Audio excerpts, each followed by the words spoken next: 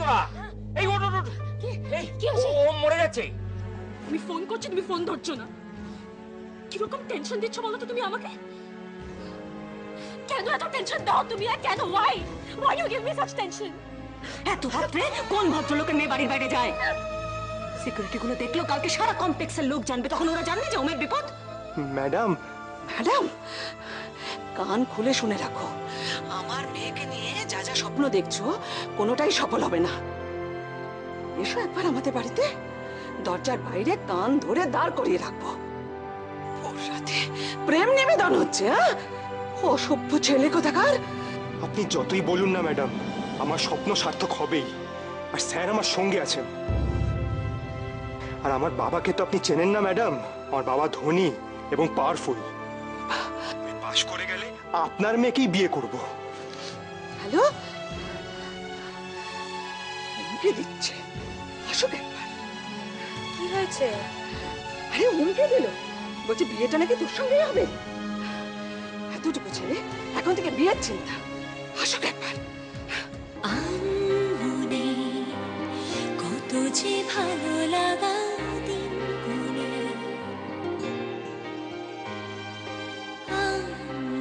তোরা প্লিজ তুমি চিন্তা করো না।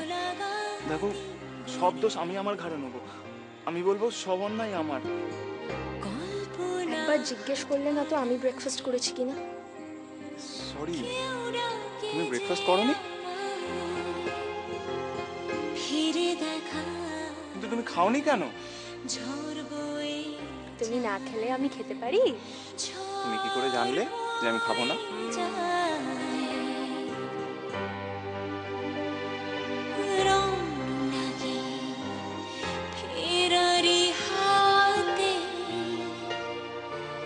কত চাওয়া পাওয়াতে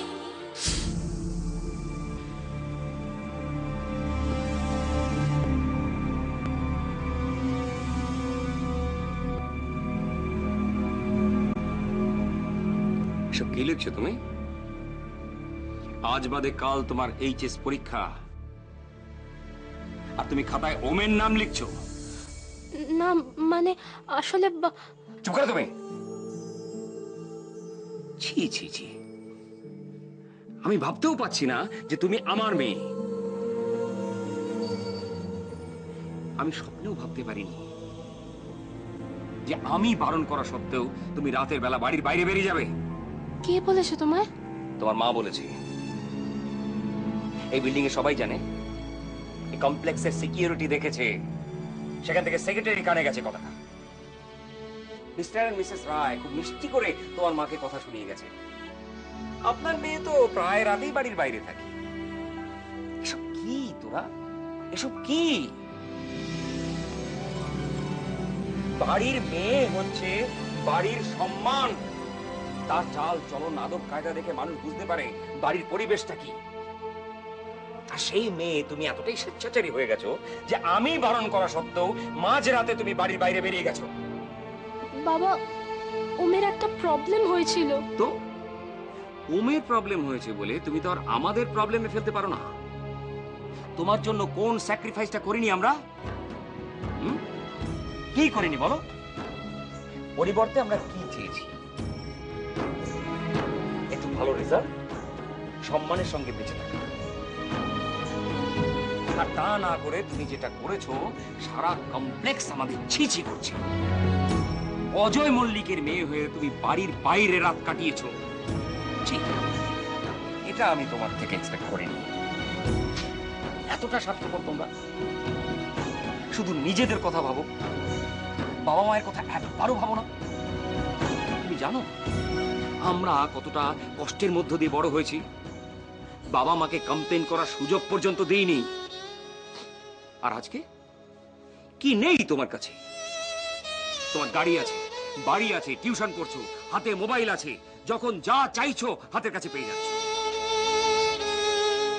বাবা মায়ের সম্মানের কথাটা একবারও তোমার মাথায় এলো না। ছি ছি ছি তোরা, এটা আমি তোমার কাছ থেকে আশা করিনি। ছি। বাবা, বাবা, বাবা প্লিজ শোনো বাবা।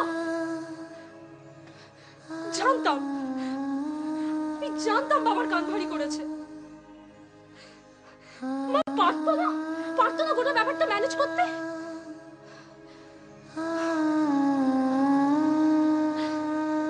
আমি না হয় একটা ভুল করেই ফেলেছি, কিন্তু তা বলে গোটা ব্যাপারটা বাবার কানে তুলতে হবে?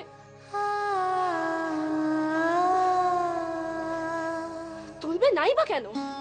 তুলবে না কেন? নিজে তো হিংসাতে জ্বলে পুড়ে মরছে। বাবা আজকাল আমাকে মায়ের থেকে অনেক বেশি ভালোবাসে, সেটা নিতে পারছে না, সহ্য করতে পারছে না।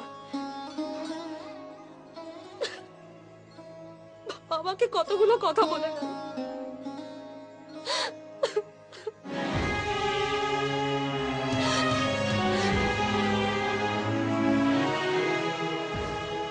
ওম, এই সব কিছুর জন্য ওম দায়ী।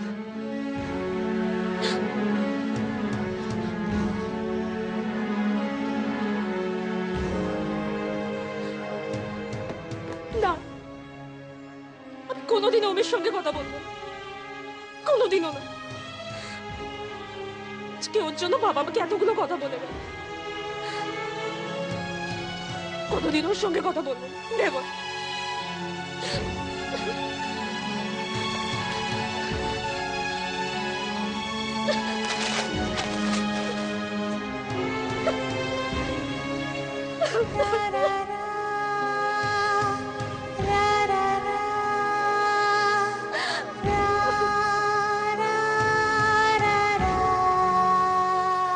এতটা স্বার্থপর তোমরা, শুধু নিজেদের কথা ভাবো, বাবা মায়ের কথা আরো ভাবো না।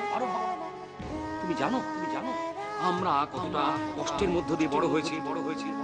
বাবা মাকে কমপ্লেন করার সুযোগ পর্যন্ত দিইনি।